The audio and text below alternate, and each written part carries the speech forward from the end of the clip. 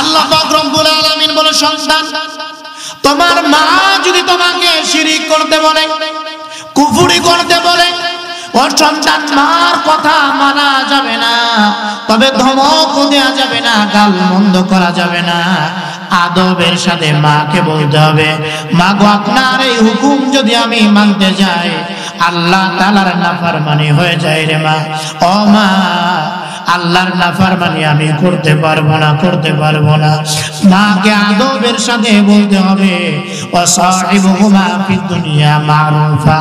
মাকে ধমক দেয়া যাবে না, গালমন্দ করা যাবে না, সুন্দর আচরণ করতে হবে মা বাবার সাথে। ধমক দেয়া যাবে না, ধমক দেয়া যাবে না।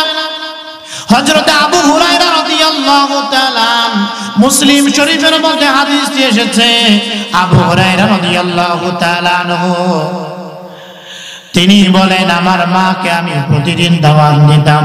হযরত আবু হুরায়রা তিনি বলেন, আমার মা ছিল মুশরিকা, ওয়াহিয়া মুশরিকা। মাকে আমি প্রতিদিন দাওয়াত দিতাম, ইসলামের দাওয়াত দিতাম, কিন্তু আমার মা আমার দাওয়াত কবুল করতেন না। বরঞ্চ মাকে দাওয়াত দেওয়ার ফলে মা এমন কথা আমাকে বলতেন যে কথা বলে আমি পছন্দ করি না। একদিন আমি আমার মাকে দাওয়াত দিলাম, আমার মা এমন একটা কথা আমাকে বললেন, রাসূলুল্লাহর শানে গালি দিয়ে বসলেন। আমি সহ্য করতে পারি নাই। হযরত আবু হুরায়রা নবীজির দরবারে চলে গেলেন। নবীজির দরবারে গেলেন, কান্না করতেছেন। আল্লাহর রাসূল বলেন, আবু হুরায়রা, কান্না করো, কারণটা কি? কি কারণে তুমি কান্না করো? হযরতে আবু হুরায়রা বলেন, ইয়া রাসূলুল্লাহ, আমার মাকে আমি দাওয়াত দিয়েছি, বারংবার মাকে আমি দাওয়াত দেই। আজকে আমার মা আপনার ব্যাপারে এমন একটা কথা বলেছে যেটা আমি সহ্য করতে পারি না, যেই কথাটা আমি সহ্য করতে পারি নাই। ইয়া রাসূলুল্লাহ, এই জন্য আমি কান্না করি। আল্লাহর রাসূল বললেন, আবু হুরায়রা, তুমি কি মার বিরুদ্ধে আমার কাছে বিচার নিয়ে এসেছো? হযরতে আবু হুরায়রা চুপ হয়ে গেলেন, কোনো কথা বলেন না। কি বলবেন? কিছুক্ষণ পর বলতেছেন, ইয়া রাসূলুল্লাহ, মার ব্যাপারে কোনো অভিযোগ নিয়ে আসি নাই, আমি এসেছি আপনার কাছে। ফাদউল্লাহ, আপনি আল্লাহর কাছে দোয়া করেন, আল্লাহ তাআলা যেন আবু হুরায়রার মাকে হেদায়েত দিয়ে দেন। মার বিরুদ্ধে কোনো অভিযোগ নাই, মার বিরুদ্ধে কোনো নালিশ করার জন্য আসি নাই। আল্লাহর রাসূল বলেন, আবু হুরায়রা, যদি আমি শুধু তোমার মার জন্য দোয়া করি তাহলেই কি যথেষ্ট হয়ে যাবে? তুমি খুশি? হযরতে আবু হুরায়রা বলেন, ইয়া রাসূলুল্লাহ, আপনি শুধু দোয়া করলেই আমি খুশি হয়ে যাব। আল্লাহর রাসূল হাত তুললেন, আল্লাহুম্মা হাদি উম্মা আবু হুরায়রা, আল্লাহ আবু হুরায়রার মাকে হেদায়েত দিয়ে দেন। এই দোয়াটা শুনে হযরতে আবু হুরায়রা দৌড়ায়, আবু হুরায়রা দৌড়ায় দৌড়ায়, পথের মধ্যে সাথীরা টেনে ধরে, আবু হুরায়রা, এত শান্ত মানুষ, তুমি আজকে দৌড়াও, কারণটা কি বুঝি না। হযরতে আবু হুরায়রা ডাক দিয়ে বলে, সাথীরা আমার, আমাকে আজকে ছেড়ে দাও, জলদি করে আমাকে বাড়িতে যাইতে দাও, আমি আগে দেখতে চাই আমি আমার বাড়িতে পৌঁছতে পারি নাকি আমার আগে আমার নবীর দোয়া আমার বাড়ি পৌঁছে যায়। আমি আগে যাইতে পারি না, নবীজির দোয়া চলে যায়। হযরতে আবু হুরায়রা বলেন, আমি দৌড়াইতেছি, ঘরের দরজার সামনে হাজির হয়ে গেলাম, গিয়ে আমি মাকে ডাক দিলাম। অন্যদিন মা আমার আওয়াজ শোনার পরে দরজা খুলে আমাকে আঘাত করা শুরু করেন, আজকে আমার মা দরজা খুলে আমাকে আঘাত করেন না। মা ভিতর থেকে বলতেছে, ও আমার আবু হুরায়রা, সামান্য একটু দাঁড়াও, এই তো আমি আসতেছি। আল্লাহু আকবার। ও আমার আবু হুরায়রা, সামান্য একটু দাঁড়াও, আমি আসতেছি। হযরতে আবু হুরায়রা বলে, অন্যদিন তো মা আমাকে ধমক দেয়, গালি দেয়, মা আজকে যে কথাটা আমাকে বললেন আমি বুঝতে পেরেছি, আমার আগে আমার নবীজির দোয়া তার নিশানায় পৌঁছে গেছে। মা আমাকে ডাক দিয়ে বললেন, আবু হুরায়রা, সামান্য একটু দাঁড়াও, আবু হুরায়রা বলেন আমি ভিতর থেকে গোসলের আওয়াজ শুনতে পাচ্ছি। মা গোসল করলেন, এরপরে দরজা খুলে মা আমার সামনে হাজির হয়ে বলতেছেন, ও আবু হুরায়রা কাইফা নাবিয়ুনা, ও আবু হুরায়রা বলো আমার নবী কেমন আছে। আল্লাহু আকবার। ও আবু হুরায়রা বলো আমার নবী কেমন আছে। হযরত আবু হুরায়রা বলে মা আমার নবী ভালো আছে। বলে আবু হুরায়রা আমি গোসল করে ফেলেছি, পাক পবিত্র হয়ে গেছে। আবু হুরায়রা আর বিলম্ব করব না, জলদি করে আমাকে বিশ্ব নবীর দরবারে নিয়ে যাও। হযরত আবু হুরায়রা বলেন মা আপনি নবীজির দরবারে যাবেন কেন? আপনি কেন নবীজির দরবারে যাবেন? মা ডাক দিয়ে বলে আবু হুরায়রা গোসল করে ফেলেছি, আমি আল্লাহর রাসূলের দরবারে গিয়ে কালেমা পড়ে মুসলমান হয়ে যাব। আমি কালেমা পড়ে মুসলমান হয়ে যাব, কালেমা পড়ে মুসলমান হয়ে যাব। হাদিসের মধ্যে এসেছে রাসূলুল্লাহ সাল্লাল্লাহু আলাইহি ওয়াসাল্লাম বলেন ইয়াজমাউল্লাহু আন-নাস ইয়াওমাল কিয়ামাহ, কিয়ামতের ময়দানে আল্লাহ রাব্বুল আলামিন সমস্ত মানুষদেরকে জমা করবেন, একত্রিত করবেন। সমস্ত মানুষদেরকে জমা করবেন, একত্রিত করবেন। ফি সাঈদিন ওয়াহিদ, একটা জমিনের মধ্যে সবাইকে জমা করবেন। এরপরে বলবেন যারা মূর্তি পূজা করতে যাও যাও মূর্তির কাছে চলে যাও, যারা সূর্যের পূজা করতে সূর্যের কাছে চলে যাও, যারা চন্দ্রের পূজা করতে চন্দ্রের কাছে চলে যাও, যারা মানুষের পূজা করতে মানুষের কাছে চলে যাও। প্রত্যেকে প্রত্যেকের কাছে চলে যাবে, কেউ যাবে সূর্যের কাছে, কেউ যাবে মূর্তির কাছে, তাদের কাছে তারা চলে যাবে। কিন্তু এক শ্রেণীর বান্দা তারা মূর্তি পূজা করে নাই, একমাত্র তারা গোলামি করেছে আল্লাহর, একমাত্র গোলামি করেছে আল্লাহর। তারা আল্লাহ রাব্বুল আলামিনের কাছে হাজির হয়ে যাবে, আল্লাহ আমরা তো একমাত্র আপনার গোলামি করেছি, আমরা তো আপনার গোলামি করেছি। তো কিয়ামতের ময়দানে আল্লাহ পাক এদেরকে ডাক দিয়ে বলবেন যে যার উপাসনা করেছ পূজা করেছ তার কাছে যাও, আমার থেকে বাঁচতে পারবা না, বিনিময় পুরস্কার আমার থেকে কিচ্ছু পাবা না, আমার থেকে কিছু পাবা না। আল্লাহ পাক রব্বুল আলামিন সবাইকে যারা নাফরমান গুনাহ করেছে আল্লাহকে ডাকে নাই, এদেরকে আল্লাহ পাক রব্বুল আলামিন তাড়িয়ে দিবেন। এই জন্য আল্লাহ রব্বুল আলামিনের গোলামি করা, শিরিক না করা। ওয়াকাদা রাব্বুকা আল্লা তা'বুদু ইল্লা ইয়্যাহ, আল্লাহ তাআলা তো আমাদেরকে একমাত্র আল্লাহর গোলামির জন্যই সৃষ্টি করেছেন। আল্লাহ রাব্বুল আলামিন বলেন ওয়ামা খালাকতুল জিন্না ওয়াল ইনসা ইল্লা লিয়া'বুদুন।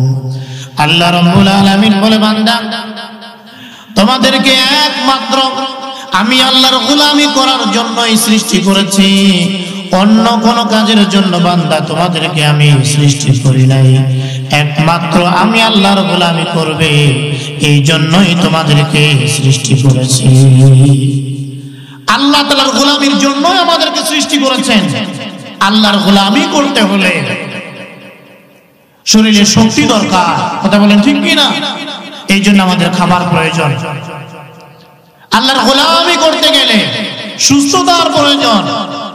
এই জন্য আমাদের বাথরুম, পেশাব, পায়খানা যা আছে পুরো আমাদের জিন্দেগি একমাত্র আল্লাহর জন্য, একমাত্র আল্লাহর জন্য, অন্য কারো জন্য নয়। আল্লাহ তাআলার গোলামি করা মুহতারাম হাজিরিন, এবং নিজের সন্তানদেরকে ছোট্ট কাল থেকে শেখানো, বাবা তোমার একজন রব আছে, তোমার একজন আল্লাহ আছে যিনি তোমাকে সৃষ্টি করেছেন, তোমার হাত দিয়েছেন, পা দিয়েছেন। বাচ্চাদেরকে ছোট্ট কাল থেকে রবের পরিচয় শেখানো, ছোট্ট কাল থেকে রবের পরিচয় শেখানো। হাদিসের মধ্যে এসেছে, ইবনে আব্বাস রাদিয়াল্লাহু তাআলা আনহুমা বলেন, আমি আল্লাহর রাসূল সাল্লাল্লাহু আলাইহি ওয়াসাল্লামের পিছনে বসা, নবীজি আমার কাঁধের উপরে হাত রাখলেন, এরপরে ডাক দিয়ে বললেন, ইয়া গোলাম ইন্নী উআল্লিমুকা কালিমাত, হে বৎস আমি তোমাকে কয়েকটি কালিমা তোমাকে শিক্ষা দিতেছি। এক নাম্বার ইহফাজিল্লাহ ইয়াহফাজকা, এক নাম্বার হলো আল্লাহ তাআলার বিধিবিধান হেফাজত করবে, বিনিময়ে আল্লাহ তোমাকে হেফাজত করবে। ইবনে আব্বাস ছোট বাচ্চা, আল্লাহ রাসূল এই ছোট বাচ্চাকে শিক্ষা দিচ্ছেন, হে বৎস তোমাকে আমি কয়েকটি বিষয় শিক্ষা দিতেছি, ভালো করে শুনে নাও। আল্লাহ তাআলার যে বিধিবিধান আছে এগুলি তুমি হেফাজত করবে, রক্ষা করবে, বিনিময়ে আল্লাহ রাব্বুল আলামিন তোমাকে হেফাজত করবে। আল্লাহ তাআলার বিধিবিধান হেফাজত করবে, 5 ওয়াক্ত নামাজ পড়বে। হে গোলাম 5 ওয়াক্ত নামাজ তুমি পড়বে, আল্লাহ তাআলার হুকুম তুমি মানবে, সীমা লঙ্ঘন করবে না, গুনাহ করবে না, নাফরমানি করবে না, আল্লাহ তাআলার হুকুমগুলি মান্য করবে। তাহলে বিপদ আপদ বালা মুসিবত থেকে আল্লাহ রাব্বুল আলামিন তোমাকে বাঁচাবেন, তোমাকে হেফাজত করবে। তুমি যদি আল্লাহ তাআলার বিধিবিধান হেফাজত করো, আল্লাহ তোমাকে হেফাজত করবে, তোমাকে হেফাজত করবে। আর কেউ যদি আল্লাহ তাআলার বিধিবিধানকে বৃদ্ধাঙ্গুলি দেখায়, নামাজ নষ্ট করে, আল্লাহ তাআলার বিধিবিধান যদি না মানে, এই ব্যক্তির জন্য লাঞ্ছনা, এই ব্যক্তির জন্য অপমান, লাঞ্ছনা, এটা আছেই আছে। এই জন্য আল্লাহ তাআলার বিধিবিধানগুলি, আল্লাহর পরিচয় ছোট বাচ্চাদেরকে শেখানো। আল্লাহর রাসূল সাল্লাল্লাহু আলাইহি ওয়াসাল্লাম ডাক দিয়ে বলে, হে বাচ্চা তুমি যদি আল্লাহর বিধিবিধান হেফাজত করো, যেদিকেই তুমি যাও না কেন সেদিকেই আল্লাহ রাব্বুল আলামিনের সাহায্য পাবে, আল্লাহ তাআলা তোমাকে সাহায্য করবেন। এরপরে নবীজি বলতেছেন, ইদা সাআলতা ফাসআলিল্লাহ, ইদা সাআলতা ফাসআলিল্লাহ, যখন তুমি চাবে, প্রার্থনা করবে, আল্লাহ রাব্বুল আলামিনের কাছে চাবে, কারণ আল্লাহ ছাড়া তোমাকে সাহায্য করার কেউ নাই।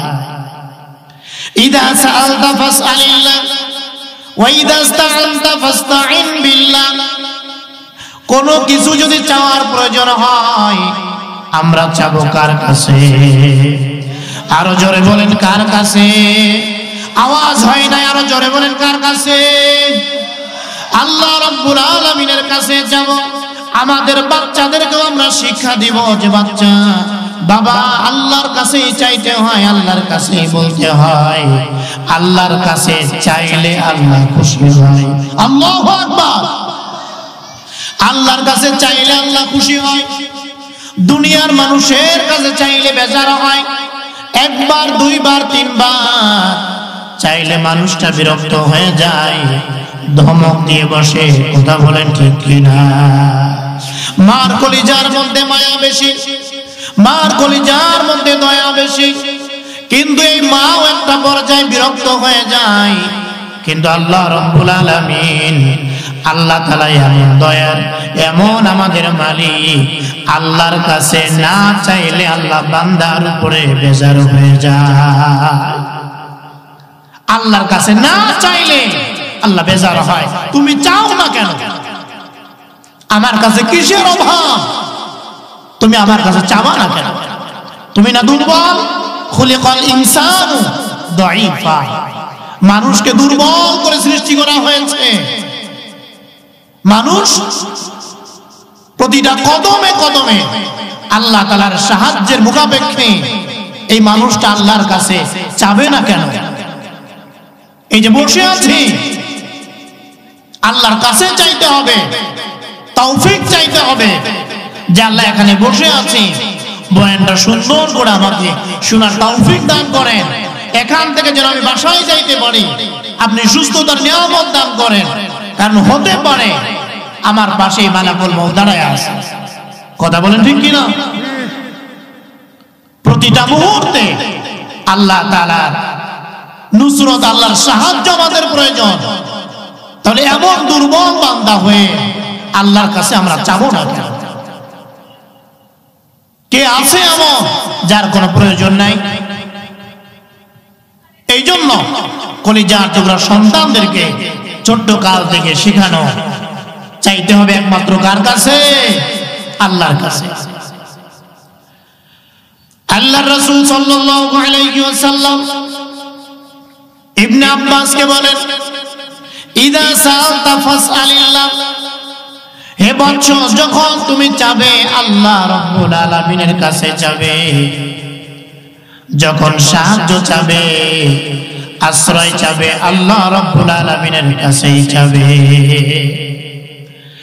আরেকটি কথা তুমি শুনে নাও, লাউ ইজতামাআত, যদি সব মানুষ একত্রিত হয়ে যায়, জমা হয়ে যায় তোমার কোনো ক্ষতি করার জন্য, ভালো করে শুনে নাও, তোমার ওই পরিমাণ ক্ষতি করতে পারবে যেই পরিমাণ আল্লাহ রাব্বুল আলামিন লিপিবদ্ধ করে রেখেছেন। কথা বলেন ঠিক কিনা? আল্লাহর রাসূল জানায়া দেন, হে বৎস, সব মানুষ মিলে যদি তোমার উপকার করতে চায়, ওই পরিমাণ উপকার করতে পারবে যেই পরিমাণ আল্লাহ রাব্বুল আলামিন লিপিবদ্ধ করে রেখেছেন। এর বাইরে তারা কোনো উপকার করতে পারবে না, ক্ষতিও করতে পারবে না, আবার উপকারও করতে পারবে না। সব ক্ষমতার মালিক কে? আল্লাহ তাআলা। ক্ষতি করার মালিক তিনি, উপকার করার মালিক তিনি।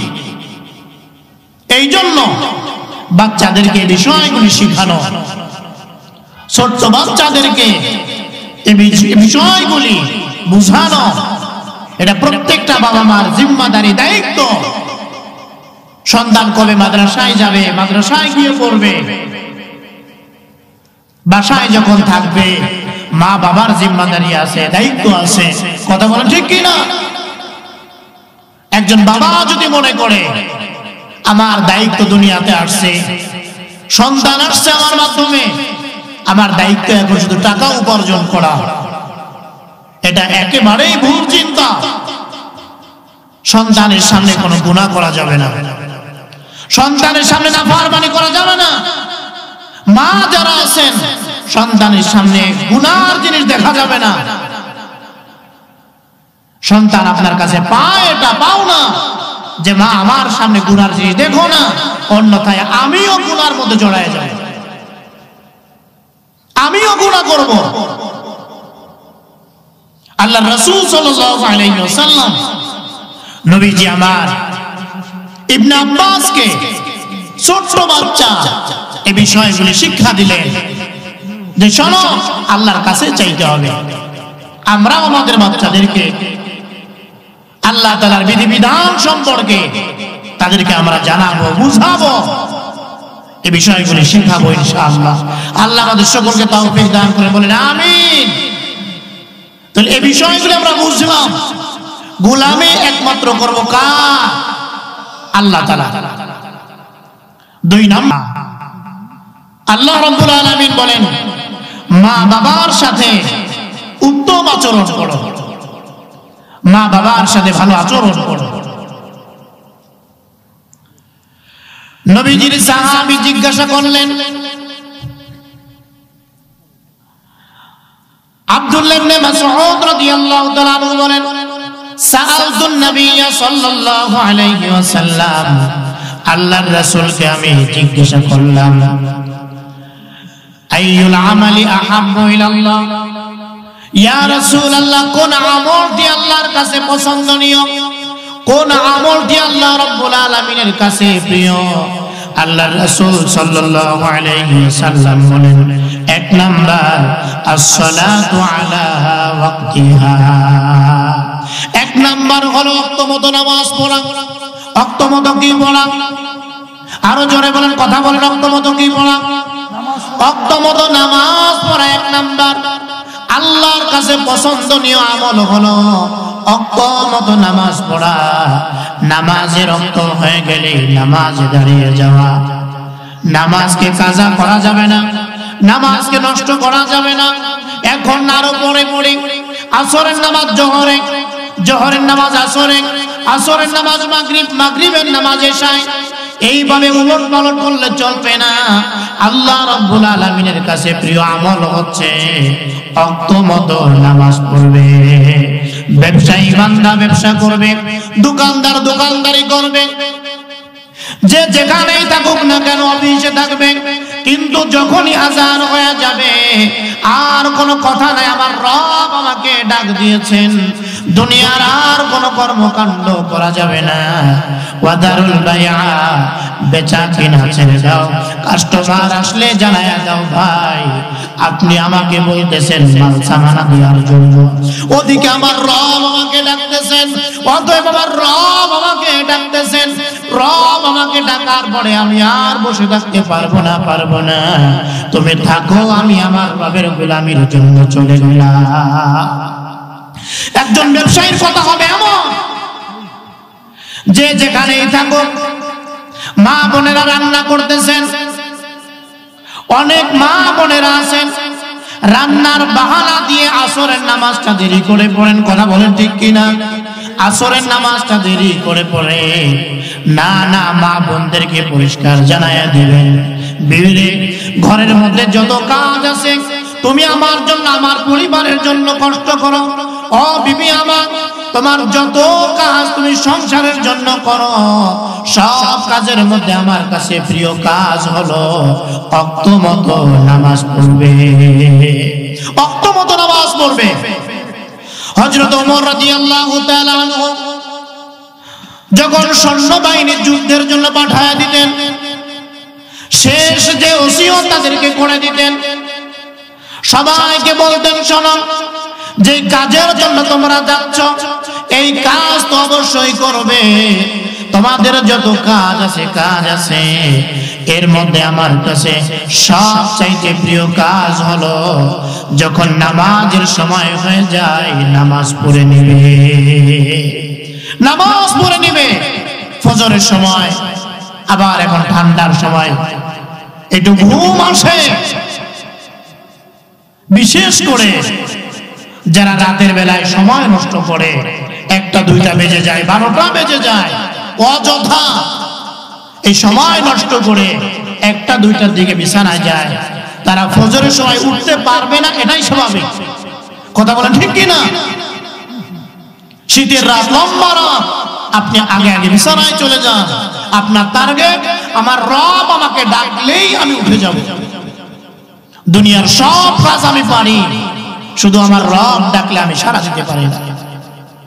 হ্যাঁ, কপাল পুরলে যা হয় আপনি নিজেই বুঝে নেন, আপনার কপাল পুড়ে গেছে। রব ডাকলেন, আপনি ঘুমায় থাকলেন। জান্নাতের মালিক আপনাকে ডাকলেন, আপনি ঘুমিয়ে থাকলেন। জাহান্নামের মালিক আপনাকে ডাকলেন, আপনি ঘুমিয়ে থাকলেন। আপনার জীবনের মালিক যিনি আপনাকে ডাকলেন, আপনি ঘুমিয়ে থাকলেন। এর চাইতে বদনসিব আর হতে পারে না। আল্লাহর রাসূল সাল্লাল্লাহু আলাইহি ওয়াসাল্লাম বললেন, আল্লাহর কাছে সবচাইতে প্রিয় আমল হলো ওয়াক্তমতো নামাজ পড়া। 2 নাম্বার বিররুল ওয়ালিদাইন, আব্বা আম্মার সাথে উত্তম আচরণ করা। 2 নাম্বার আব্বা আম্মার সাথে উত্তম আচরণ করা। 3 নাম্বার জিজ্ঞাসা করলেন, তুম্মা ইউনের পরে কোনটা? আল্লাহর রাসূল বলেন, আল জিহাদু ফি সাবিলিল্লাহ, আল্লাহর রাস্তায় জিহাদ করা, যুদ্ধ করা, এটা আল্লাহর কাছে বড় প্রিয় আমল। 1 নাম্বার ওয়াক্ত মতো নামাজ পড়া, 2 নাম্বার আব্বা আম্মার সেবা করা, 3 নাম্বার আল্লাহর রাস্তায় জিহাদ করা। আমার কথা বুঝতেছেন? এবার আমরা এর বিপরীতে যাই। প্রত্যেকটা কথা আমি হাদিসের কিতাব থেকে আপনাদেরকে শোনাচ্ছি। আল্লাহ রাসূল সাল্লাল্লাহু আলাইহি ওয়াসাল্লাম বলেন, আলা উখবিরুকুম বিআকবারিল কাবায়ের, সবচাইতে বড় কবিরা গুনাহ, এ ব্যাপারে আমি কি তোমাদেরকে জানাবো না? সাহাবায়ে কেরাম বললেন, বালা ইয়া রাসূলুল্লাহ, অবশ্যই আমাদেরকে জানায়া দেন। আল্লাহর রাসূল বললেন, 1 নাম্বার আল ইশরাকু বিল্লাহ, আল্লাহর সাথে শিরিক করা। 1 নাম্বার সবচাইতে বড় গুনাহ আল্লাহর কাছে। 1 নাম্বার কি? শিরিক করা। তুম্মা আইয়ুনের পরে কোনটি? আল্লাহর রাসূল বলেন, হুকুকুল ওয়ালিদাইন, আব্বা আম্মার নাফরমানি করা, অবাধ্য হওয়া, আব্বা আম্মার সেবা না করা, তাদেরকে কষ্ট দেয়া। 2 নাম্বার এটা আল্লাহর কাছে সবচাইতে বড় গুনাহ। নাম্বার 3 মিথ্যা কথা বলা। প্রথম হাদিসের মধ্যে আল্লাহর কাছে সবচাইতে প্রিয় আমল 2 নাম্বার আব্বা আম্মার সেবা করা। এর পরের হাদিস আল্লাহর কাছে সবচাইতে বড় গুনাহ 2 নাম্বার কোনটা? আব্বা আম্মার অবাধ্য হওয়া, আব্বা আম্মার নাফরমানি করা। এই শব্দের ব্যাখ্যার মধ্যে হাদিসের কিতাবের মধ্যে এসেছে, ওয়া আসাহু ওয়া আযাহু, আব্বা আম্মা যা বলবে এটা না শোনা, ওয়া আযাহু, এবং আব্বা আম্মাকে কষ্ট দেয়া। আব্বা আম্মাকে কষ্ট দেয়া এটা আল্লাহর কাছে শিরকের পরে সবচাইতে বড় গুনাহ, সবচাইতে বড় গুনাহ। খেয়াল রাখতে হবে কলিজার টুকরা যুবক ভাই, খেয়াল রাখতে হবে আব্বা আম্মার সম্মান কত বেশি। আব্বা আম্মার অবাধ্য হলে, তাদেরকে কষ্ট দিলে এটা কত বড় গুনাহ, এটা আমাদেরকে জানতে হবে। সামান্য থেকে সামান্য বিষয়ে আমরা ধমক দিয়ে দেই, চোখ রাঙিয়ে কথা বলি। একটু দায়িত্ব, বাবার দায়িত্বটা আমার হাতে আসলে আমি এখন দায়িত্বশীল হয়ে গেছি, আব্বা এখন আমার পিছনে ঘুরতে হবে, এটা উচিত নয়। বাবা আমাকে কষ্ট দেওয়া যাবে না, বাবা মা থেকে দোয়া নেন। হাদিসের মধ্যে এসেছে, সাহাবী প্রশ্ন করলেন, ইয়া রাসূলুল্লাহ, মান আহাক্কু বিহুসনি সাহাবাতি, ওগো আল্লাহর রাসূল, আমার সৎ আচরণ পাওয়ার হকদার কে, উপযুক্ত কে? আল্লাহর রাসূল সাল্লাল্লাহু আলাইহি ওয়াসাল্লাম বললেন, তোমার মা। 2 নাম্বার তুম্মা আইয়ুন, এরপরে কে? আল্লাহর রাসূল বললেন, উম্মুকা, তোমার মা। এরপরে কে? বলে তোমার মা। 3 বার নবীজি মার কথা বললেন। 4th বার কে? এরপরে আল্লাহর রাসূল বলেন, আবুকা। 4th বার তোমার বাবা। 3 বার আল্লাহর রাসূল মার কথা বললেন। 4th বার একবার নবীজি আম্মার কথা বললেন। হাদিসের মধ্যে এসেছে, আল্লাহ রাসূল বলেন, ইন্নাল্লাহা ইউসিকুম বিউম্মাহাতিকুম সালাসাত, নিশ্চয় আল্লাহ রাব্বুল আলামিন তোমাদের মাদের ব্যাপারে 3 বার তোমাদেরকে আদেশ করেছেন। এরপরে তোমাদের বাবাদের ব্যাপারে, আত্মীয় স্বজনের ব্যাপারে আদেশ করেছেন। মার ব্যাপারে 3 বার বলেছেন। কয়বার? 3 বার বলেছেন, মার সেবা করো, মার সেবা করো, মার সেবা করো। 3 বার কেন বললেন? 3 বার কেন বললেন? কারণ তো অবশ্যই আছে, কথা বলেন ঠিক কিনা? কুরআনুল কারীমের মধ্যে আল্লাহ রাব্বুল আলামিন সূরা আনকাবুতের মধ্যে বলছেন, ওয়াসাইনাল ইনসানা বিওয়ালিদাইহি হুসনা। আল্লাহ পাক বলেন, দুনিয়ার মানুষকে আমি আল্লাহ পাক আদেশ করেছি তারা যেন মা বাবার সাথে ইহসানের আচরণ করে। কিসের আচরণ? ইহসানের আচরণ করে, মা বাবার সাথে ইহসানের আচরণ করে। এরপরে আল্লাহ পাক সূরা লোকমানের মধ্যেও বলছেন অবসাইনাল ইনসানা বিওয়ালিদাইহি, আবার সূরা আহকাফের মধ্যে বলছেন অবসাইনাল ইনসানা বিওয়ালিদাইহি হুসনা। আমি আল্লাহ পাক রব্বুল আলামিন দুনিয়ার সব মানুষকে আদেশ করলাম তারা যেন তাদের মা বাবার সাথে ভালো আচরণ করে। কেমন আচরণ? বলে ইহসানান, ইহসানের আচরণ করে, ইহসানের আচরণ করে। ইহসান কাকে বলা হয়? ইহসান বলা হয় নেয়ার বেলায় কম নাও, দেয়ার বেলায় বেশি দাও, এর নাম হলো ইহসান। মা বাবা তোমাকে একটা কাপড় কিনে দিয়েছিলেন ঈদের সময়, সন্তান তোমার তৌফিক আছে এখন ওই মা বাবার দুইটা কাপড়ের ব্যবস্থা করে দাও। মা বাবা তোমাকে ভাঙ্গা করে লালন পালন করেছেন, ওই মা বাবা এখন বুড়া হয়ে গেছেন, তোমার তৌফিক আছে তুমি এখন ভালো ঘরে মা বাবাকে লালন পালন করো, আলিশান ঘরের মধ্যে রাখো, বিল্ডিং এর মধ্যে রাখো। ঠান্ডার মধ্যে যেন মা বাবার কোনো কষ্ট না হয়, ঠান্ডা বাতাস যেন মা বাবার গায়ে না লাগে, শীতের কাপড়ের ব্যবস্থা করে দাও। মা বাবা তোমাকে যা দিয়েছিলেন দ্বিগুণ থেকে দ্বিগুণ মা বাবাকে দাও। এটাই হলো ইহসান, এটা হলো ইহসান। নেয়ার বেলায় কম নাও, দেয়ার বেলায় বেশি দাও। সুবহানাল্লাহ। নেয়ার বেলায় কম নাও, দেয়ার বেলায় বেশি দাও, এটা হলো ইহসান। আল্লাহ রাব্বুল আলামিন কুরআনুল কারীমের তিনটি জায়গায় বাবা মার সাথে ইহসানের আচরণ করতে বললেন, ইহসানের আচরণ করতে বললেন। হাদিসের মধ্যে নবীজি তিনবার মার কথা বললেন। কোরআনের মধ্যে আল্লাহ পাক তিন জায়গায় মার কথাও বলেছেন, বাবার কথাও বললেন। কারণটা কি? আল্লাহ রাব্বুল আলামিন সূরা লোকমানের মধ্যে বলেছেন, আল্লাহ পাক রব্বুল আলামিন সূরা আহকাফের মধ্যেও জানিয়ে দিয়েছেন।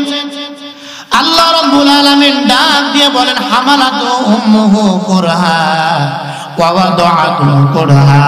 মার সম্মান তিন গুণ বেশি। কি কারণে? ভালো করে শুনে নাও ও বান্দা, তোমার জীবনে তোমার মা তিনটি কষ্ট এমন করেছে যে তিনটি কষ্ট তোমার বাবা কোনোদিন করে না। তোমাকে লালন পালন করতে গিয়ে তোমার মা এমন তিনটি কষ্ট করেছেন যে তিনটি কষ্ট বাবা কোনোদিন করে না, বাবা কোনোদিন করে না। এই জন্য আমি আল্লাহ তোমার মার সম্মান তিন গুণ বাড়াইয়া দিলাম। এক নাম্বার মার কষ্ট হচ্ছে হামালাতু উম্মু, মা সন্তানকে গর্ভে ধারণ করেন 10টি মাস। একটি মানুষ আরেকটি মানুষকে পেটের মধ্যে নিয়ে চলাফেরা করেন, ওঠা বসা করেন। যে মায়ের গর্ভে বাচ্চাটা থাকে কত যে যন্ত্রণার মাই বুঝতে পারে। হামালাতু উম্মু কুরহা। 2 নাম্বার কষ্ট হচ্ছে আওয়াদাতু কুরহা, সন্তান ভূমিষ্ঠ করার কষ্ট। এই কষ্ট বাবা কোনোদিন নেয় না, এই কষ্ট একমাত্র জনম দুঃখিনী মাই সহ্য করে। 3 নাম্বার হচ্ছে অফিসালুহু 30 শাহরা, সন্তানকে দুগ্ধ পান করানোর যে সময়, শীতের রাত্রে সবাই আরামের ঘুম ঘুমিয়ে গেছেন, আশেপাশে কত আওয়াজ হয়, মার ঘুম ভাঙে না। কিন্তু রাতের বেলায় সন্তান সামান্য একটু কান্না করে উঠেছে ক্ষুধার যন্ত্রণায়, অটোমেটিক মার ঘুম ভেঙে যায়। বাবার ঘুম ভাঙে না, কারোর ঘুম ভাঙে না, সবার আগে মার ঘুম ভেঙে যায়। শীতের রাতে একবার নয়, 2 বার নয়, বারংবার মা ঘুম থেকে উঠে সন্তানকে দুগ্ধ পান করান। সন্তান পেশাব করে দিয়েছে, কান্না করে মা উঠে। সন্তান পায়খানা করে দিয়েছে, উঠতে হবে, মা উঠে যায়। বাবা ওঠে না, বাবা এই কষ্টের ভাগীদার হয় না, একমাত্র মা এই কষ্টগুলি করে। আমার মসজিদের মধ্যে আল্লাহর বান্দা আমাকে বলতেছিলেন, হুজুর মার বয়ানটা একটু বেশি করেন। আমার মা কত কষ্ট করেছেন আমার জন্য, হুজুর কোনদিন বুঝি নাই মা আমার জন্য এত কষ্ট করলেন। কোনদিন মাকে সম্মান দেই নাই, সম্মান দিয়ে কোথাও কোনদিন বলি নাই। কিন্তু আমি বিবাহ করার পর যখন আমার স্ত্রীর গর্ভে সন্তান আসলো, আমি প্রতিটা মুহূর্তে আমার বিবিকে দেখেছি। আমার সন্তানের জন্য আমার বিবি কত যে কষ্ট করেছেন। রাতের পর রাত আমার বিবি ঘুমাইতে পারে না, আমি আরামের ঘুম ঘুমাই। হঠাৎ চোখটা খুলে যায়, দেখি বিবি আমার পাশে নাই। তাকায় দেখি বিবি কোথায় গেলেন, দেখি বিবি আমার বারান্দায় গিয়ে হাঁটে, বিবি আমার ঘরের মধ্যে হাঁটাহাঁটি করতেছে। ও বিবি আমার ঘুমাও না কেন, ঘুমাও না কেন? বিবি ডাক দিয়ে বলে, স্বামী আমার আপনি ঘুমান, আপনি ঘুমান। আমি ঘুমাইতে পারতেছি না, ঘুমাইতে গেলে আমার সন্তান নড়াচড়া করে ওঠে, সন্তান লাথি মারে, ঘুষা মারে, আমি মা ঘুমাইতে পারি না। একটা নয়, দুইটা দিন নয়, এইভাবে 10টি মাস আমি আমার বিবিকে দেখেছি। সন্তান যখন দুনিয়াতে আসছে, আমার বিবিকে দেখেছি। আমার বিবি রক্তাক্ত অবস্থায় আমার বিবিকে আমি দেখেছি। আমার বিবি আবার যখন সন্তানদেরকে দুগ্ধ পান করান, আমার বিবির কষ্টটা আমি দেখেছি। আমার বিবির কষ্টটা দেখার পর আমার বুঝ হয়ে গেছে, আমার বিবি আমার সন্তানের জন্য যেইভাবে কষ্ট করেছেন, আমার জনম দুঃখিনী মা, আমার মা তো আমার জন্য এই পরিমাণ কষ্ট করেছে। আমি তো আমার মাকে কোনোদিন সম্মান দিই, আমার মার সাথে ধমক দিয়ে কথা বলি। ওই দিন আমি তওবা করে ফেলেছি, আমার জীবন যাবে আর কোনোদিন মার সাথে বেয়াদবি করব না, মার সাথে কোনোদিন খারাপ আচরণ করব না। আমার মা কত কষ্ট করেছে, মা কষ্ট করেছে আমার জন্য, মা সীমাহীন কষ্ট করেছে। হাদিসের মধ্যে এসেছে, কোন মা যদি সন্তান ভূমিষ্ঠ করতে গিয়ে দুনিয়া থেকে বিদায় হয়ে যায়, মারা যায়, আল্লাহ পাক শহীদ মর্যাদা ওই মাকে দান করে বলেন সুবহানাল্লাহ। কত সম্মান মাকে আল্লাহ পাক দিয়েছেন, কত সম্মান দিয়েছেন। মা 3টি কষ্ট করে, এটা আমাদেরকে জানতে হবে। মার সম্মান 3 গুণ বেশি কেন? মার জীবনে সন্তানের জন্য এমন 3টি কষ্ট করেন যে 3টি কষ্ট বাবা কোনোদিন করেন না। কথা বলেন ঠিক কি না? আমার কথা বুঝতেছেন? মার কষ্টটা বেশি, সন্তানকে ভালোবাসার দিক দিয়েও, আদর যত্নের দিক দিয়ে মার ভূমিকা অনেক বেশি। কথা বলেন ঠিক কি না? আল্লাহর হাবিব সাল্লাল্লাহু আলাইহি ওয়াসাল্লামের সাহাবী হযরত ওমর রাদিয়াল্লাহু তাআলা একদিন রওনা হলেন, কোথাও তিনি যাইতেছেন। তার একজন তালাক প্রাপ্তা বিবিকে তালাক দিয়ে দিলেন। এই বিবি তার সন্তান নিয়ে কুবার মধ্যে বসবাস করতে লাগলেন। একদিন হযরত ওমর রওনা হলেন পাশ দিয়ে, দেখে তার সন্তানটা ক্ষুধা কষ্টে, আদর সোহাগের অভাবে জীর্ণ শীর্ণ অবস্থায় পড়ে আছে। হযরত ওমর কলিজার টুকরা সন্তানকে বুকের সঙ্গে জড়ায় নিলেন। এরপরে সন্তানকে যত্ন করার জন্য ঘরে নিয়ে আসলেন, মদিনাতে নিয়ে আসলেন। সন্তানের প্রতি মায়া মহব্বত জাগ্রত হলো তার। হযরত ওমরের বিবি যখন টের পেয়ে গেছেন, দৌড়ায় এসে খলিফাতুল মুসলিমিন হযরত আবু বকরের দরবারে মামলা করলেন। হযরত আবু বকর সিদ্দিক রাদিয়াল্লাহু তাআলা তিনি হযরত ওমরকে ডাক দিলেন, কি ব্যাপার, কি ব্যাপার? সন্তানকে আপনি আনলেন, কারণটা কি? হযরত ওমর ডাক দিয়ে বলেন, আমার সন্তান জীর্ণ শীর্ণ অবস্থায় পড়েছিল, পেটে খাবার নাই, আদর সোহাগ নাই, কোনো যত্ন নাই অবস্থায় ছিল। আমি চাই আমার সন্তানটা আমার কাছেই থাক, আমি আমার সন্তানের খেদমত করব, আমি আমার সন্তানের আদর সোহাগ দিব। খলিফাতুল মুসলিমিন হযরত আবু বকর সিদ্দিক রাদিয়াল্লাহু তাআলা একটা কথা বলে হযরতে ওমর আবেদনকে নাকচ করে দিলেন। হযরতে আবু বকর ডাক দিয়ে বলেন, রিকুহা খায়রুল লাহু মিন আসালি। ওমর, তার জন্য তার মায়ের একটু লালা তোমার মধুর চাইতে অনেক উত্তম। তোমার সন্তানের জন্য তার মায়ের এক ফোঁটা লালা তোমার মধুর চাইতে অনেক উত্তম। তুমি কি আদর করবে, কি সুহাগ দিবে, তার মার কাছে তাকে থাকতে দাও। মা সন্তানকে বেশি ভালোবাসে, কথা বলেন ঠিক কিনা? কারণ এই সন্তানকে গর্ভে ধারণ করেছেন মা, এই জন্য মার কলিজায় টান লাগে বেশি, মার কলিজায় সন্তানের জন্য দয়া মায়া বেশি। মুহতারাম হাজিরিন, এই মা বাবার সেবা করা, মা বাবার খেদমত করা, খেদমত করবো তো ইনশাআল্লাহ। আল্লাহ তাআলা আমাদের সকলকে তৌফিক দান করেন, বলেন আমিন। আমরা সকলেই আল্লাহ তাআলার সন্তুষ্টি চাই, কথা বলেন ঠিক কিনা? সবাই চাই তো?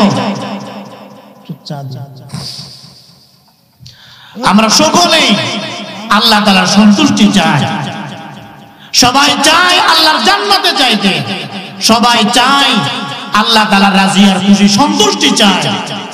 তো আছে এখানে যে আমার প্রয়োজন নাই, আল্লাহর সন্তুষ্টি ছাড়া উপায় নাই, আল্লাহ তাআলার সন্তুষ্টি ছাড়া উপায় নাই। আল্লাহর সন্তুষ্টি কোথায় একটু খেয়াল করেন।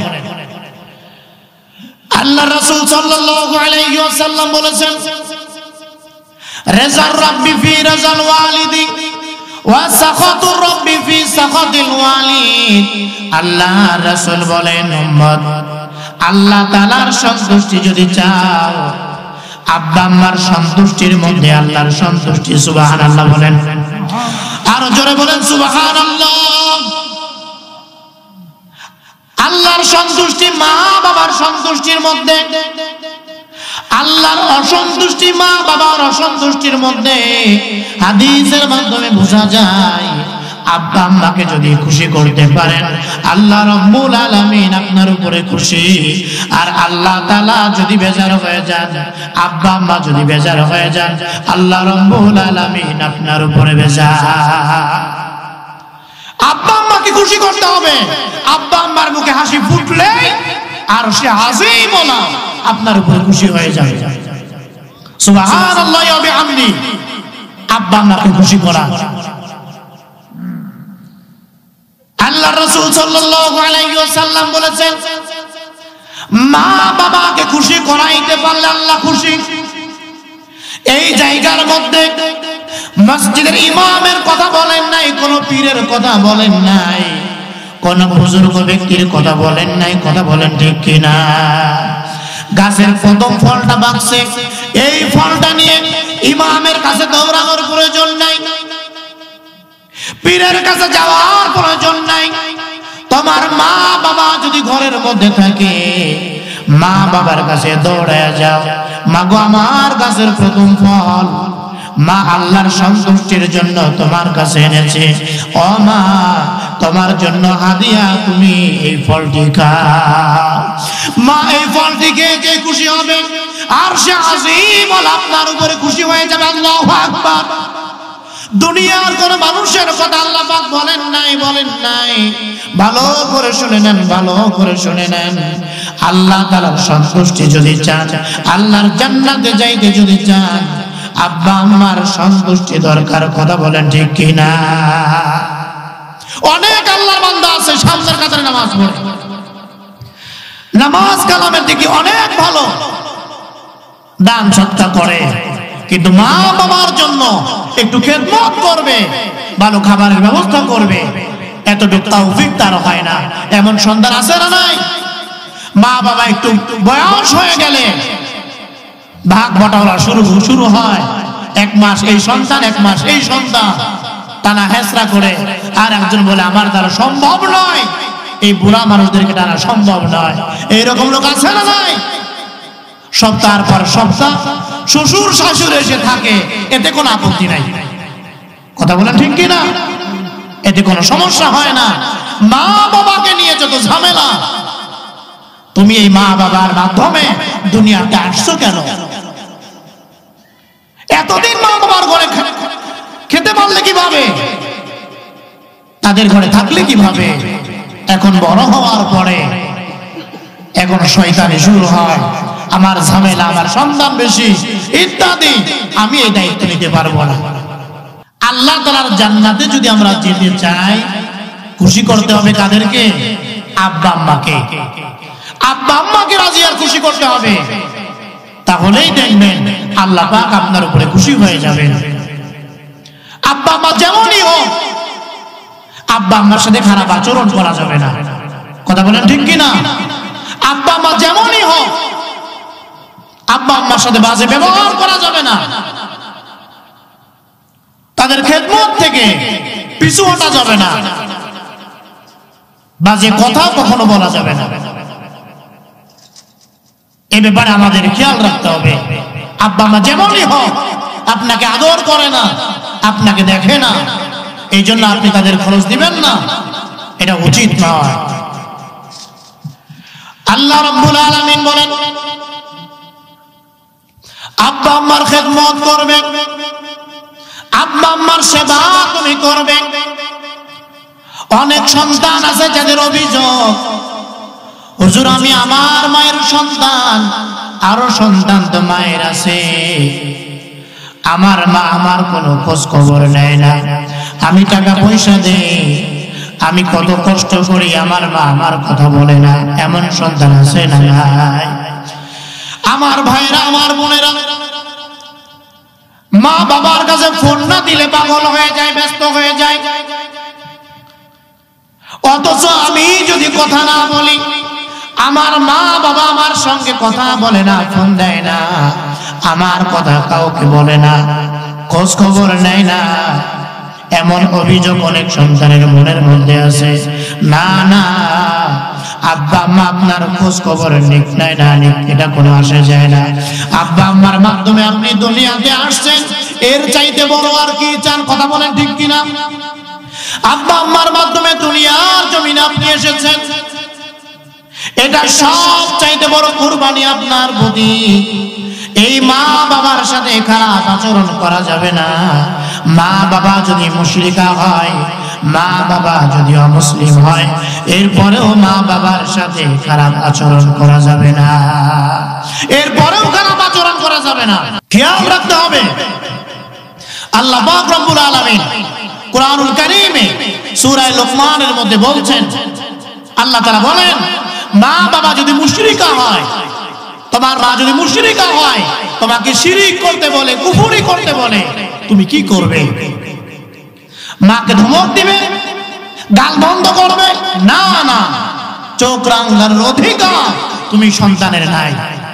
হ্যাঁ, মা বাবা মুশরিকাও যদি হয়, তাদের বিরুদ্ধে কথা বলা যাবে না, তাদেরকে ধমক দেওয়া যাবে না। কথা বলেন ঠিক কিনা? মা বাবার থেকে দোয়া নিতে হবে। সবচেয়ে বড় আমল নামাজের পরেই নবীজি বলছেন মা বাবার সেবা করা। হাদিসের মধ্যে এসেছে, সাহাবী আসছেন নবীজির কাছে, ইয়া রাসূলুল্লাহ বায়াতু, আপনার কাছে বায়াত হওয়ার জন্য এসেছি, যুদ্ধের ময়দানে যাব, যুদ্ধ করার জন্য যাব। ইয়া রাসূলুল্লাহ বায়াত হওয়ার জন্য এসেছি। নবীজি বললেন, উম্মুকা হাইয়ুন, মা কি জীবিত আছে? বলে আছে। আল্লাহর রাসূল বললেন, যাও মার সেবা করো। ওই সাহাবী আবার ঘুরে আসছেন, ইয়া রাসূলুল্লাহ যুদ্ধের ময়দানে যেতে চাই, মা কি জীবিত আছে? বলে আছে। যাও যাও মার সেবা করো, মার খেদমত করো তুমি। আবার সাহাবী ঘুরে আসছেন, ইয়া রাসূলুল্লাহ মার সেবা তো করব আমি, যুদ্ধের ময়দানে আমি যেতে চাই। আল্লাহর রাসূল বলেন, যাও যাও মার সেবা করো। চতুর্থবার আবার আসছেন, আল্লাহর রাসূল ডাক দিয়ে বলেন, ও আমার সাহাবী, যাও যাও মার সেবা করো, ফাতাম্মাল জান্নাহ, সেখানে আল্লাহ তোমার জান্নাত রেখেছে। মার সেবা করো, সেখানেই তোমার জান্নাত। কোথায় জান্নাত তালাশ করো? কোথায় তুমি জান্নাত তালাশ করো, মার দোয়া নেন, মার খেদমত করেন। মার দোয়া নিলে বান্দা কোথায় চলে যায়? সামান্য একটু সময় আমি এটা বুঝাবো। আম্মা জান আয়েশা সিদ্দিকা রাদিয়াল্লাহু তাআলা আনহা থেকে বর্ণিত, আল্লাহর রাসূল বলেন, আয়েশা নিমতো আমি ঘুমিয়ে গেলাম, স্বপ্নে আমি দেখতে পেলাম আমি জান্নাতের মধ্যে ঘুরে বেড়াইতেছি। আল্লাহু আকবার। নবীজি বলে জান্নাতে ঘুরে বেড়াইতেছি, হঠাৎ করে আমি শুনতে পেলাম কে জানি জান্নাতের মধ্যে কোরআনে কারীমের তেলাওয়াত করে। আল্লাহু আকবার। জান্নাতের মধ্যে কোরআনে কারীমের তেলাওয়াত করে। আল্লাহর রাসূল জিজ্ঞাসা করলেন, এই লোকটাকে জান্নাতের মধ্যে কোরআন পড়ে? ফেরেশতারা বললেন, ইয়া রাসূলুল্লাহ, হারিসা ইবনে নু'মান, হারিসা ইবনে নু'মান আপনার সাহাবী। হারিসা ইবনে নু'মান জান্নাতের মধ্যে বসে বসে আল্লাহর কোরআনের তেলাওয়াত করে। আল্লাহর রাসূল বললেন, ফাযালিকা বিররুল ওয়ালিদাইন। আল্লাহর রাসূল বললেন, এটা হচ্ছে আব্বা আম্মার সেবা। আমার হারিসা আব্বা আম্মার অনেক সেবা করেছে, খেদমত করেছে, তার বিনিময়ে আল্লাহ পাক জান্নাতের মধ্যে কোরআন তেলাওয়াত করার তৌফিক দিয়েছেন। আল্লাহু আকবার। দরকার আছে না নাই? আব্বা আম্মার সেবা করেন, আব্বা আম্মার খেদমত করেন, জীবন আপনার পাল্টে যাবে, জীবন আপনার পাল্টে যাবে। মুসা নবীর জামানায় মুসা আলাইহিস সালাতু ওয়াস সালাম একবার আল্লাহকে বললেন, আল্লাহ জান্নাতে আমার সাথী কে হবে? আমি একটু দেখতে চাই। সুবহানাল্লাহ বলবেন না? জান্নাতে যাব, আমার সাথী কে হবে আমি একটু দেখতে চাই। মা বাবার দোয়ায় সন্তান কোথায় পৌঁছে যায় এটা বুঝাবার জন্য বলছি। কলিজার টুকরা যুবক ভাই, সামান্য থেকে সামান্য বিষয় মা বাবাকে যারা কষ্ট দেন একটু ভালো করে শুনে। আল্লাহ পাক জানায় দিলেন, ও মুসা তোমার জান্নাতের সাথী দেখতে চাও? বলে হ্যাঁ। বলে একজন কসাই। সুবহানাল্লাহ বলবেন না?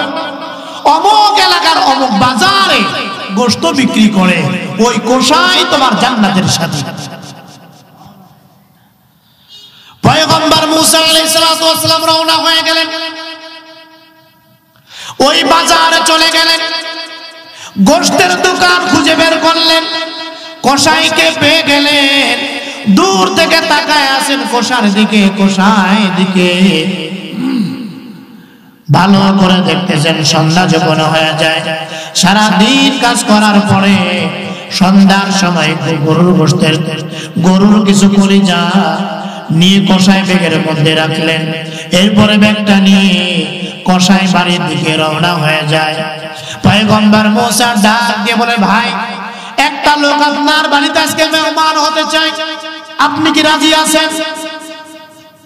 কসাই ডাক দিয়ে বলে, হ্যাঁ আপনি আসতে পারেন আমার বাড়িতে, আমি আপনার মেহমানদারি করাইতে রাজি আছি, আমার বাড়িতে আসেন। কসাই পয়গম্বর মুসাকে তো চেনে না, নিয়ে রওনা হয়ে গেলেন নিজের বাড়িতে। পয়গম্বর মুসা আলাইহিস সালাতু ওয়াস সালাম যাইতেছেন, কসাই ঘরের মধ্যে যাওয়ার পরে গোশত রান্না করলেন, ঝোল করলেন, এরপরে উপর থেকে একটা টুকরি নামালেন। পয়গম্বর মুসা আলাইহিস সালাতু ওয়াস সালাম বলতেছেন, আমি তাকায়া দেখি এই টুকরিটার মধ্যে একেবারে বৃদ্ধা একজন মহিলা জীর্ণ শীর্ণ অবস্থায় পড়ে আছে। ওই যে কসাই এই টুকরিটা নামানোর পরে এই মহিলাকে সুন্দর করে কলিজার ঝোল তিনি পান করালেন, খাওয়ালেন তৃপ্তি সহকারে। পয়গম্বর মুসা আলাইহিস সালাতু ওয়াস সালাম বলতেছেন, তৃপ্তি সহকারে পান করালেন। এরপরে গায়ের কাপড়গুলি পরিষ্কার পরিচ্ছন্ন করে আবার তাকে ওই দুলদার মধ্যে রেখে উপরে ঝুলাইয়া দিলেন। মুসা আলাইহিস সালাতু ওয়াস সালাম বলতেছেন, ওই যে সন্তান যখন মাকে গোশতের ঝোল পান করাইতেছিল, ওই সময় বুড়ি মা ঠোঁট নেড়ে কি যেন বলতেছিল। পয়গম্বর মুসা আলাইহিস সালাম বলেন, আমি বুঝতে পেরেছি ওই বৃদ্ধা মা বারবার বলতেছিল, আল্লাহ, এই বৃদ্ধা বয়সে আমার সন্তান ছাড়া কেউ নাই, আমার সন্তান আমার এত খেদমত করে, আমার সন্তান বাজার থেকে আসার পর আমার সন্তান তার বিবির কাছে যায় না, সন্তানদের কাছে যায় না, গোশত রান্না করে আমার সন্তান তার বিবিকে দেয় না, সন্তানদেরকে দেয় না, আমার কাছে আগে হাজির হয়ে যায়। ও রব্বুল আলামিন, সন্তান আমার কেমন খেদমত করে, আমি মা আমার সন্তানের উপরে খুশি হয়ে গেলাম। ও আল্লাহ, আমি দোয়া করি, আল্লাহ, জামানার পয়গম্বর মুসার সাথে আমার সন্তানকে তুমি জান্নাতে দিও, আমার সন্তানকে জান্নাতে দিও। আল্লাহ পাক এই দোয়া কবুল করে নিয়েছেন। পয়গম্বর মুসা আলাইহিস সালাতু ওয়াস সালাম ডাক দিয়ে বলে, ভাই, তোমার মা যে দোয়া করেছেন, একজন পয়গম্বর মুসার সাথে তোমার জান্নাত হবে। ও ভাই, ওই পয়গম্বর মুসা তোমার সামনে দাঁড়ায় আছে, আল্লাহু আকবার, তোমার সামনে দাঁড়ায় আছে তোমার মার দোয়ার ফসল। মার দোয়ার কারণে সন্তান কোথায় চলে যায়, এই জন্য মার দোয়া নেওয়ার দরকার আছে না নাই? আরো জোরে বলেন, আছে না নাই? আজকে তুমি যাই হও না কেন, এটা একমাত্র মার দোয়া, কথা বলেন ঠিক কিনা? মায়ের দোয়া লও হে মুমিন, মায়ের দোয়া লও, মায়ের দোয়া লও হে মুমিন, মায়ের দোয়া লও। বিপদে পড়বে না তুমি যখন যেথায় যাও, বিপদে পড়বে না তুমি যখন যেথায় যাও। মায়ের দোয়া লও হে মুমিন, মায়ের দোয়া লও, মায়ের দোয়া লও হে মুমিন, মায়ের দোয়া লও। নিজে নিজে মনে করো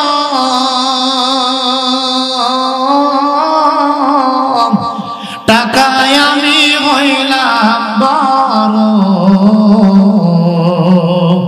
নিজে নিজে মনে করো টাকায় আমি হইলাম বড়, যার কারণে মৃত্যু মুখে বেঈমান হয়ে যাও। মায়ের দোয়া লও হে মুমিন, মায়ের দোয়া লও, মায়ের দোয়া লও হে মুমিন, মায়ের দোয়া লও। দরকার আছে না নাই? আরো জোরে বলেন, দরকার আছে না নাই? একটি গিলাস পানির ফলে বাইজিদের কোলে তুলে, হাত তুলে মা বলে বাইজিদকে ওলি বানাও। মায়ের দোয়া লও হে মুমিন, মায়ের দোয়া লও, মায়ের দোয়া লও হে মুমিন, মায়ের দোয়া লও, মায়ের দোয়া লও হে মুমিন, মায়ের দোয়া লও। যা কিছু হও না কেন, আজকে টাকাওয়ালা, গাড়িওয়ালা, বাড়িওয়ালা, ভালো করে শুনে নেন, সব আপনার আব্বা আম্মার দোয়া, কথা বলেন ঠিক কিনা? এই জন্য খেদমত যদি করতে হয়, সবার আগে আব্বা আম্মার খেদমত করতে হবে, কারণ সেখানেই ফাতাম্মাল জান্নাহ, আল্লাহর রাসূল বলছেন সেখানেই তোমার জান্নাত। মা বাবার পায়ের নিচে তোমার জান্নাত। মা বাবার খেদমত করো, মা বাবার খেদমত করো। ও মুসলমান, ভালো করে শুনিয়া নেন, এখানে যারা বসে আছেন অনেক আল্লাহর বান্দারা আছেন যাদের এই দুনিয়ার মধ্যে মা নাই, এই দুনিয়ার মধ্যে বাবা নাই। আর কোনদিন মাকে মা বলে ডাকতে পারবেন না, আর কোনদিন বাবাকে বাবা বলে ডাকার সুযোগ নাই। মাহফিল থেকে যাবার পরে সন্তান ধরে আসে, আম্মু সন্তান দৌড়ে আসে আব্বু, পকেট থেকে গাঁজা উঠায় নাই, পকেট থেকে মিষ্টি উঠায় নাই, সন্তান আপনাকে ডাক দেয় আব্বু, ও সন্তান কপাল পোড়া সন্তান, আপনার কিন্তু মা নাই, দুনিয়ায় বাবা নাই। ওই যে অন্ধকার মাটির ঘর, ওই অন্ধকার মাটির ঘরে আব্বা আম্মা শুয়ে আছে। আজকে প্রচন্ড শীতের সময় শরীরের মধ্যে কত মোটা কাপড় দেওয়ার পর বড় ঠান্ডা লাগে। ওই যে মা, ওই যে বাবা অন্ধকার মাটির ঘরে শুয়ে আছে। কার জানি মা নাই, কার জানি বাবা নাই, কে জানে নিজের হাতে মায়ের লাশটা অন্ধকার কবরে রাখছেন, কে জানে নিজের হাতে বাবার লাশটা কবরে রাখছে। ও যুবক ভাই, ও বাড়িওয়ালা, গাড়িওয়ালা, বিল্ডিংওয়ালা, ভালো করে শুনে নেন, আজকে কি ওই মার জন্য মায়া লাগে না? আজকে কি ওই বাবার জন্য মায়া লাগে না? ও মুসলমান, ভালো করে শুনে নেন, আজকে মা চলে গেছেন, মার বসে থাকার জায়গাটা আজও আছে। আজকে মা কবরে চলে গেছেন, আজকে মার জন্য কিচ্ছু করার নাই। আল্লাহর রাসূল ডাক দিয়ে বলে, উম্মত, মা বাবা যদি দুনিয়া থেকে চলে যায়, ইনকাতা আনহু আমালুহু, মা এতদিন নামাজ পড়তেন, নামাজের সওয়াব শেষ, মা এতদিন নেক আমল করেছেন, সওয়াব শেষ। ও সন্তান, তুমি যদি এখন মা বাবার জন্য দোয়া করো, এই দোয়াটাই সওয়াবটাই আব্বা আম্মার কবরে পৌঁছে যায়। ও সন্তান, তুমি যদি এখন নেক আমল করো, আব্বা আম্মার জন্য এই মসজিদের মধ্যে যদি দান করতে পারো, এই সওয়াবটা আব্বা আম্মার কবরে পৌঁছে যায়। আব্বা আম্মা ওই ভাঙা কবর থেকে এই মাইকের আওয়াজ শুনতেছেন, আর চিৎকার দিয়ে ডাক দিয়ে বলে, আব্দুর রহমান, আমার সন্তান আজকে কেমন বাংলা করে শুয়ে আছে তুমি জানো না? রাতের বেলায় কম্বল দিয়ে ঘুমাও, আমি মার কবলে কাটা যাই, কোনো কবল দেয়, আমি মার কবরে কিচ্ছু নাই, ডাইনে মাটি, বামে মাটি, নিচে মাটি, উপরে বাঁশের ছাউনি। এ সন্তান, একটু কি মায়া হয় না? যদি তুমি আজকে এই মসজিদের মধ্যে দান করতে পারো, সন্তান, এর ওসিলায় আল্লাহ আমাদের কবরটা জান্নাতের বাগান বানাইতে পারে। তুমি কি শোনো না? কত গাড়ি বাড়ি রেখে আসলাম, আমাদের জন্য কিচ্ছু করার নাই। ও সন্তান, আজকে মসজিদের মধ্যে দান করো। ও সন্তান, কত কষ্টে আছে, সাপ বিচ্ছুর ঘরের মধ্যে পড়ে আছে। আল্লাহর রাসূল বলছে, একটা নয়, দুইটা নয়, ৯৯টা বিষাক্ত সাপ কবরের মধ্যে ছেড়ে দেওয়া হয়। ও নবী, উম্মত ভালো করে শুনিয়া নেন, যুবক ভাই মনটাকে নরম করে দেন। ও বাড়িওয়ালা বাবা, দিলটাকে নরম করে দেন। আপনি এখান থেকে বাসায় গিয়ে কত আরামের খাট, কত নরম বিছানার মধ্যে ঘুমাবেন। বলেন তো আপনার মা কোথায় ঘুমায়? বলেন তো বাবা কোথায় ঘুমায়? এই জন্য আমি বলতেছি, ও বাবা, কে আছেন এই মজমার মধ্যে, কে আছেন এলাকার মধ্যে, এই মাইকের আওয়াজ শুনতেছেন, আল্লাহকে রাজি আর খুশি করার জন্য মা বাবার কবরটা যেন জান্নাতের বাগান হয়, এই আশায় আল্লাহর ঘরে মসজিদে দান করবেন। কে আছেন আল্লাহর বান্দা?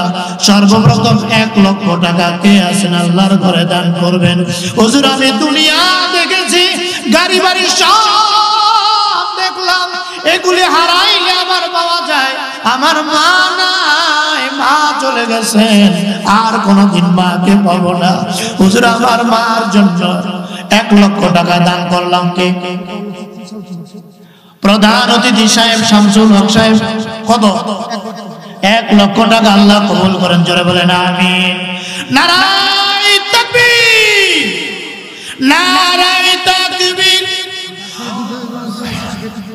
রব্বুল আলামিন এই মাহফিলের প্রধান অতিথি শামসুল হক সাহেব 1 লক্ষ টাকা আল্লাহ কবুল করেন। জোরে বলেন আমিন, আরো জোরে বলেন আমিন, আকাশ বাতাস ভারী করে বলেন আমিন।